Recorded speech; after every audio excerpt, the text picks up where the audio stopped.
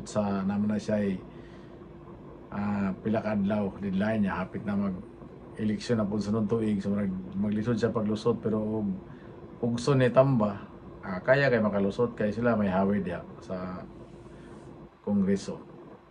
Pero sa atong duda mga ka-people nga basig ang mga tao dito na po ni sa EDSA padulong. So mga atong bantayan, so atong paminahon ni si Trillanes Kapikat, itong si TD Casinyo na magpabilib po atong paminahon mga ka-people.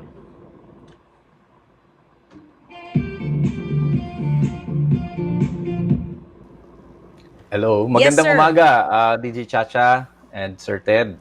Good morning po sa lahat ng nanonood at nakikinig.